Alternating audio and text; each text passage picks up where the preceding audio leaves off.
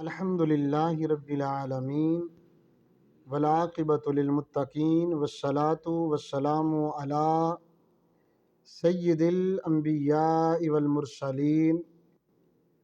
دشت بلا کو عرش کا زینہ بنا دیا، دشت بلا کو عرش کا زینہ بنا دیا، جنگل کو مصطفیٰ کا مدینہ بنا دیا، ہر ذرے کو نجف کا نگینہ بنا دیا، تو نے حسین مرنے کو جینا بنا دیا۔ پیارے معزز و محترم حاضرین و سامعین، آج ہم آپ کے سامنے ایک نئے موضوع اور نئی ویڈیو کے ساتھ حاضر خدمت ہیں۔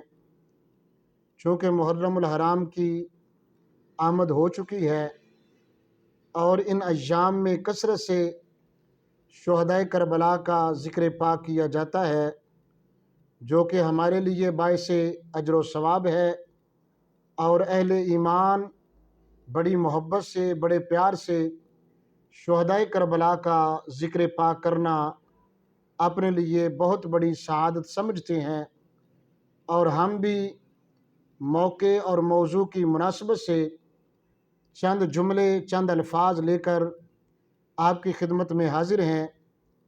اور آج ہم سید الشہداء راکب دوش مصطفیٰ امام ہمام امام علی مقام حضرت امام حسین رضی اللہ تعالی عنہ کا ایک خط لے کر حاضر ہیں، جو انہوں نے کربلا کے میدان میں پہنچ کر اپنے ایک دوست حضرت حبیب رضی اللہ تعالی عنہ ان کے نام لکھا۔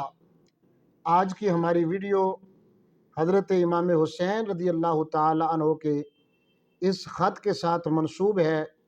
آپ بھی حضرت امام حسین کے وہ جملے جو انہوں نے اپنے دوست کو تحریر فرمائے ان کو سماعت کریں اور اپنی عقیدت و محبت کو جلا بخشیں۔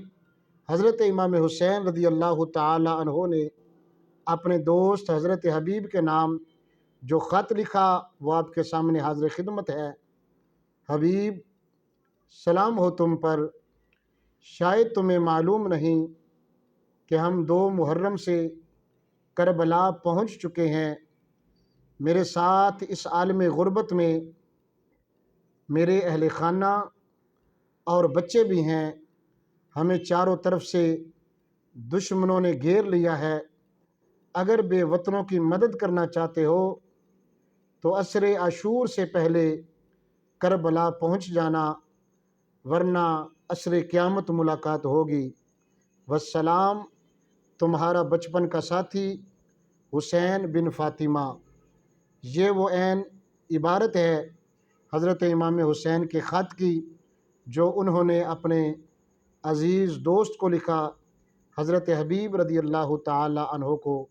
بہت ہی پیارے جملے، بہت ہی خوبصورت جملے حضرت امام حسین رضی اللہ تعالی عنہ نے اپنی تحریر سے ہمیں عطا فرمائے، اور ان جملوں کو سننا بھی ہمارے لیے باعث اجر و ثواب ہے۔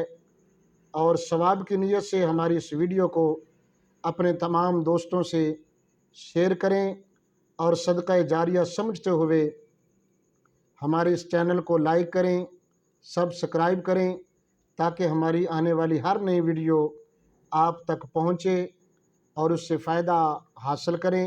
اللہ تعالی ہم سب کو عمل کی توفیق عطا فرمائے۔